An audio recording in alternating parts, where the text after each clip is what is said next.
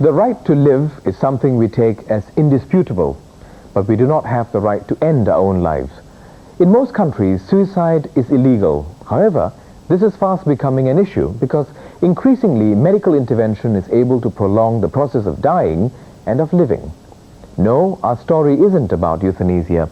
That is, when a doctor helps you actively to end your life, either by lethal drugs or injection. In fact, in our next story, we look at the flip side of euthanasia, the decision to make a living will, a document through which you tell your relatives and doctor that you don't want to be kept alive artificially if you're terminally ill. Quite a novel idea, even in the West, and the government is thinking of introducing it here in Singapore. But even though a living will doesn't of itself do more than express your wishes, it still implies death, and therefore it's fraught with problems. Problems that range from the medical, legal, and religious. He was 21, she 22, one in the UK, the other US. Both were kept alive by machines. Their parents had to fight for the right to pull the plug off their children. More than anything else, these cases have publicized the mixed blessing of modern medicine. For many, it means longer and better lives. But for some, it can mean living the life of a vegetable. And it's to avoid such situations that the concept of the living will came about. Mr. Rohim. The living will is a legal document like any other will.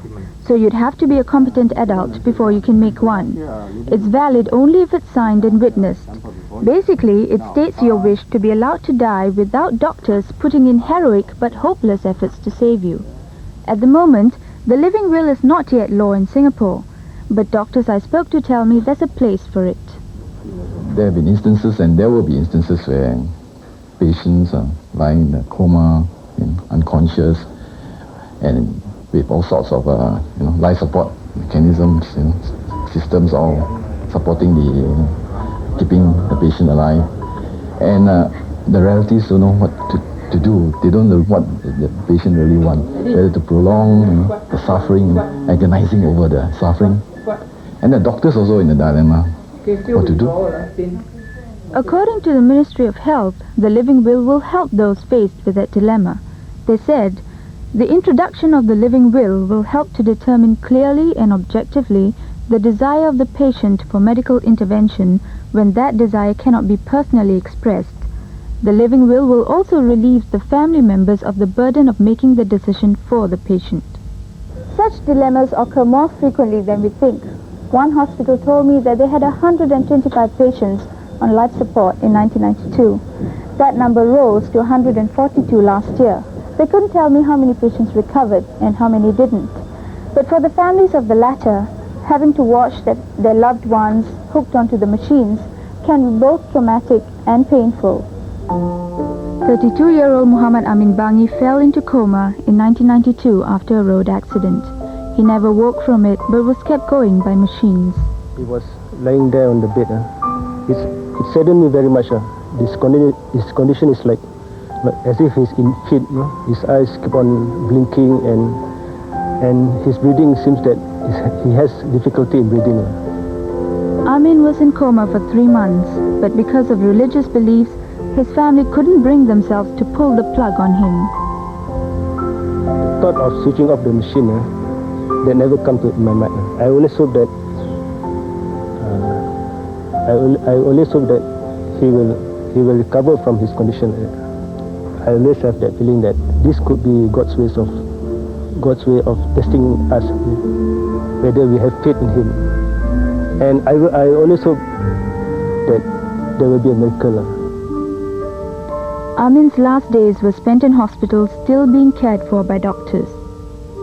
But doctors say this sometimes seems like cruelty and kindness, especially in terminal cases. Sometimes in the hospital, every time a patient collapsed, we had to drive the relative out of the room and go through all the necessary procedures to resuscitate the patient. Even though most of the time we know that our efforts will be futile, most of them will wish to die at home, surrounded by their loved ones, not with doctors trying to resuscitate them, sticking tubes into them, and probably in the process causing them more pain and sufferings. Dr. Lee himself has made a living will. because of a personal experience that reinforced for him the advantages of having one. My father suffered and died from terminal cancer. He was a doctor too. He decided not to spend the final days of his life in the hospital. We treated him at home. We gave him all the pain medication that was necessary. And he died a very comfortable death surrounded by his loved ones.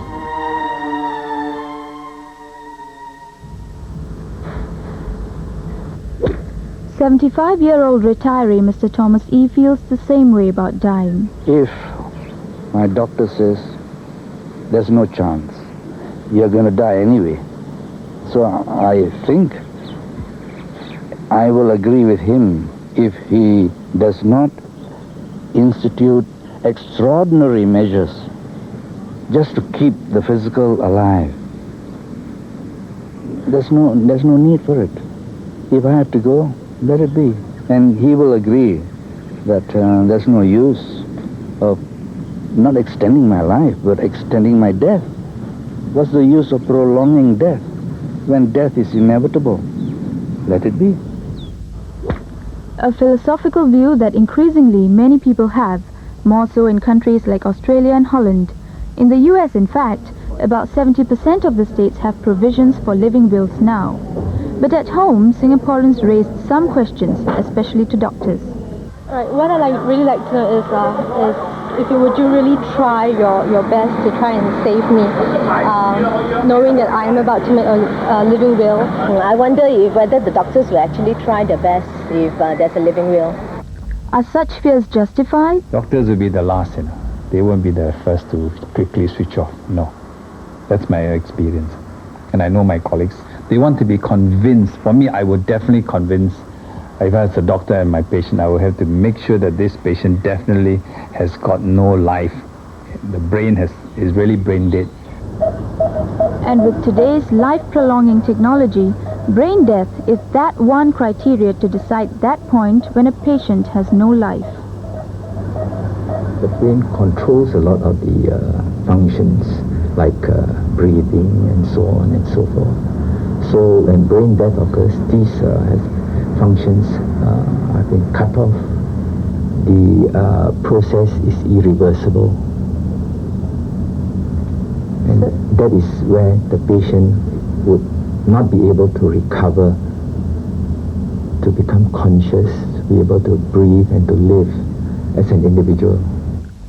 But whatever it is, from the start, the patient must make sure that his will states his wishes clearly, and that means having a watertight document. In fact, there are different kinds of living wills. For example, this one from the state of Connecticut in USA is only one paragraph long, but there are others which are more detailed, like this one from Minnesota, which is more than 2 pages long. And it states the kind of health care the patient would like and wouldn't like to have, and the kind of life-sustaining equipment he would like to have or doesn't want to have, among other things. But living wills, like all documents, are subject to interpretation, and therefore problems can arise. Take this living will, for instance. Lawyers found at least 4 phrases that can be interpreted in different ways. For example, life support system, deemed terminal, direct taking of my life, and dying not be unreasonably prolonged. So how do we resolve these problems?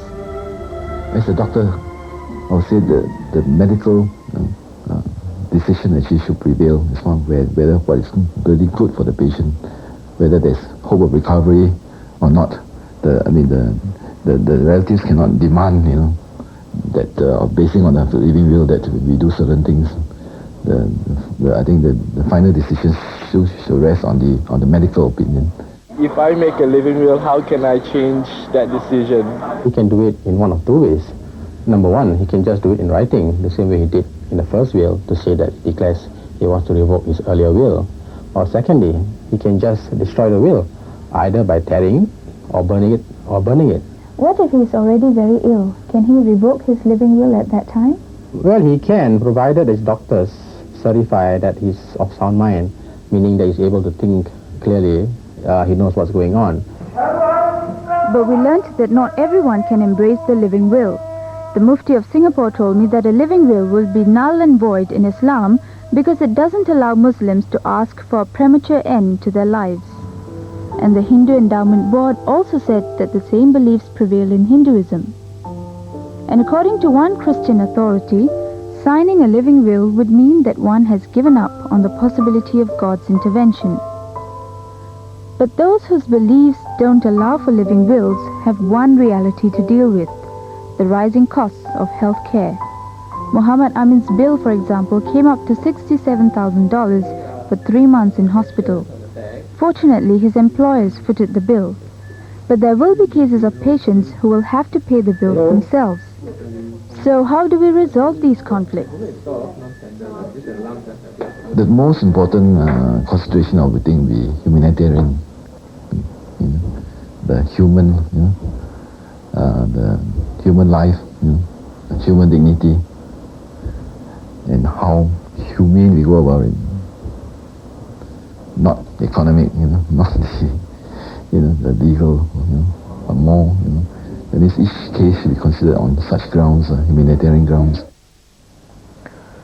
In some ways, the living will is not so much a granting of permission for your doctor and relatives to end your life, but to grant your loved ones, the people whose welfare and peace of mind is important to you, the chance to live a normal life with a clear conscience.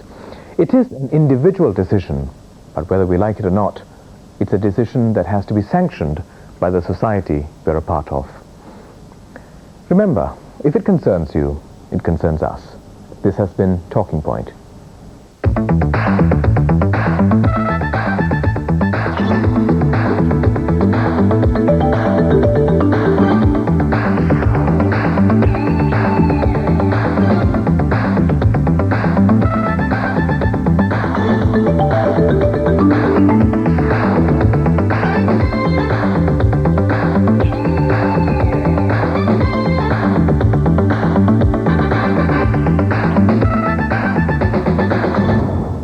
Next on Talking Point. In my heart I was thinking, I didn't do anything wrong. Why should I go? Okay, you want to investigate.